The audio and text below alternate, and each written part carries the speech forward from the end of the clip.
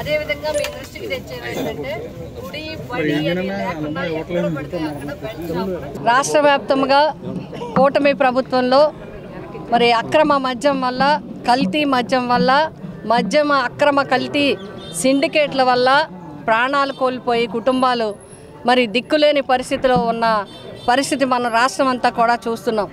ఎక్కడో బార్డర్లలో కాకుండా మరి మెయిన్ ప్రదేశాల్లో కూడా డంపులు దొరకడం, సీళ్లు వేయడం, మరి కొత్త నిజమైన మద్యంలో ఆ కల్తీ మద్యాన్ని తయారు చేయటం.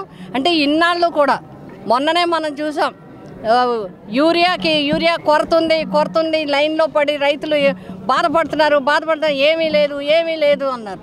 అలాగే ఈ మద్యం వల్ల కల్తీ మద్యం వల్ల అక్రమ బెల్ట్ షాపుల వల్ల ప్రజలందరూ కూడా ప్రాణాలు కోల్పోయే పరిస్థితి వస్తుందని చెప్పినప్పటికీ కూడా వినకుండా ఎక్కడ చర్యలు తీసుకోకపోవడం వల్ల ఇవాళ ప్రజల ప్రాణాలు పణంగా పెట్టాల్సింది ఈ ప్రభుత్వం పెట్టిందని చెప్పి మేమందరం కూడా చాలా మా యొక్క నిరసనని తెలియజేస్తూ ఉన్నాం. పేద కుటుంబాలన్నీ కూడా తమ ప్రాణాలని అమాయకమైన ప్రజలందరూ కూడా కోల్పోవటం జరిగింది.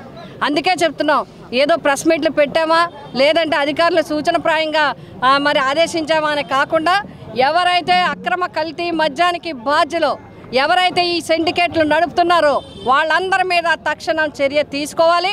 అదేవిధంగా రాష్ట్ర వ్యాప్తంగా ఎక్కడా కూడా మీరు ఎక్కడైనా చూడండి, గత ప్రభుత్వంలో జగన్ గారి మీద దుష్ప్రచారం, అబద్ధపు ప్రచారం కాదది, దుష్ప్రచారం చేశారు. జగన్ గారు ఆ ప్రభుత్వంలో ఉన్న మద్యమ పాలసీ మీద మద్యం విధానం మీద కూడా అనేక రకాలుగా అక్రమంగా అన్యాయంగా మిథున్ రెడ్డి గారు లాంటి వాళ్ళని అరెస్ట్ చేసి లోపల పెట్టారు, తప్పుడు కేసులు పెట్టారు, అసత్య ప్రచారం చేశారు, దుష్ప్రచారం చేశారు, ఇప్పటికీ చేస్తూ ఉన్నారు. కానీ ఇప్పుడు బయటపడుతుంది ఏంటి, అప్పుడు జరిగిందేంటి, ఇప్పుడు జరిగిందేంటి మనం ఆలోచిస్తే ప్రజలకి ఎవరి ద్వారా అన్యాయం జరుగుతుంది, ఎవరి ద్వారా ప్రజల ప్రాణాలు కోల్పోతున్నారు, ఎవరి ద్వారా దిక్కులను కోల్పోతున్నారు అనేది ఇప్పుడు అర్థమవుతూ ఉంది. అందుకే మేము డిమాండ్ చేస్తున్నాం, తక్షణం దీని మీద చర్యలు తీసుకోవడంతో పాటు బాధిత కుటుంబాలని వెంటనే ఆదుకోవాలి, వాళ్ళకి ఆర్థికంగా అన్ని రకాలుగా వారికి సహకారాన్ని అందివ్వాలి. అంతేకాకుండా ఇదేదైతే సిండికేట్లు ఉన్నాయో వీటి మీద చర్యలు తీసుకోవాలి, అధికారులు పర్యవేక్షణలు వెంటనే చేయాలి.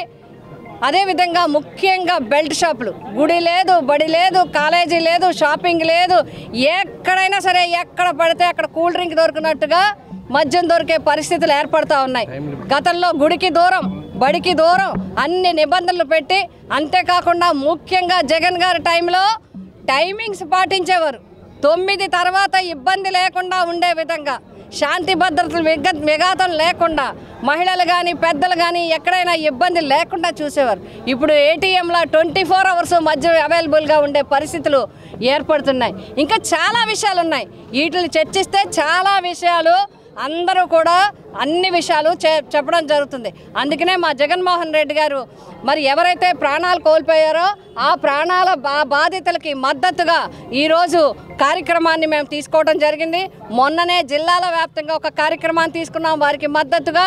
ఈరోజు అన్ని నియోజకవర్గాల్లో కూడా ప్రజలకి ప్రాణాలు కోల్పోయిన బాధిత కుటుంబాలకి, అదేవిధంగా మద్యం వల్ల రేపు ఎవరికి నష్టం కలగకుండా ఉండాలంటే వైఎస్ఆర్సీపీ ప్రభుత్వాన్ని నిలదీయాలనే ఉద్దేశంతో ఈ కార్యక్రమం చేపట్టడం జరిగింది. పిఠాపురం నియోజకవర్గంలో వైసీపీ కుటుంబ సభ్యులందరూ కూడా, శ్రేణులందరూ కూడా, వివిధ హోదాల్లో పార్టీ పరంగా వారి ఉన్న నాయకులందరూ, అభిమానులందరూ, సంస్థాగత నిర్మాణంలో ఉన్నవారందరూ, స్థానిక సంస్థల ప్రతినిధులు అందరూ కూడా ఈరోజు ఎక్సైజ్ ఆఫీస్ దగ్గర మా నిరసన తెలియజేశాం. తక్షణం ఈ కూటమి ప్రభుత్వం చర్యలు తీసుకోవాలి, ప్రజల ప్రాణాలని కాపాడాలి. కాపాడే వరకు, అక్రమ మద్యం అరికట్టే వరకు, బెల్ట్ షాపులు రద్దు చేసే వరకు వైఎస్ఆర్సీపీ పోరాటం చేస్తుంది. రాష్ట్ర వ్యాప్తంగా పలు ప్రాంతాల్లో అయితే తాగిన చోట చనిపోతున్న పరిస్థితులు అయితే ఉన్నాయి మేడం. చనిపోయి అక్కడే పడిపోతున్నారు తాగిన చోట. ఇది మరి కల్తీ మద్యం.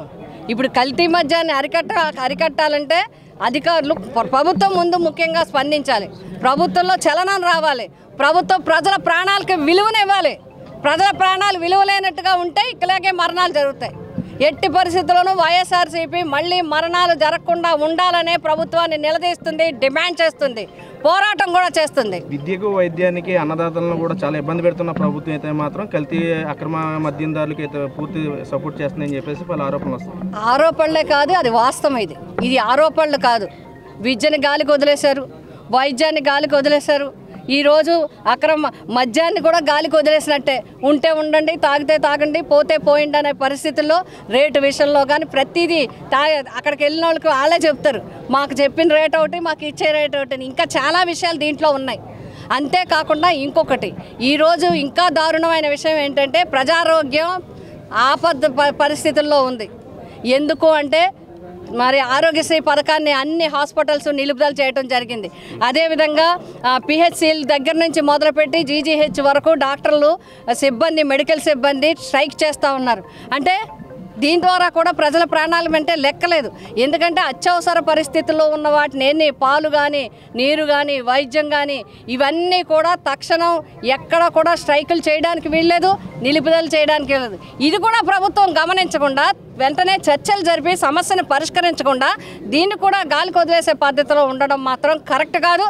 ఈ ప్రజా వ్యతిరేక విధానాలపై వైఎస్ఆర్సీపీ గట్టిగా పోరాటం చేస్తుంది అని చెప్పి మేమందరం తెలియజేస్తాం. కూడా చాలా సమర్థవంతమైన ఆఫీసర్స్ ఉన్నారు. వాళ్ళకి పూర్తి స్వేచ్ఛనిచ్చి వాళ్ళందరినీ కూడా ఈ ఎక్సైజ్ మీద ఎక్కడైనా సరే కల్తీ మద్యం కానీ, అక్రమ బెల్ట్ షాపులున్న పూర్తి చర్యలు తీసుకోమని ఫుల్ పవర్స్ ఎక్సైజ్ శాఖ ఇస్తే వాళ్ళే అన్నీ ఎక్కడా లేకుండా పట్టుకునే అవకాశం ఉంటుంది. కాబట్టి ఆ విధంగా అధికారులకి పూర్తి స్వేచ్ఛనే కోరుతా ఉన్నాం.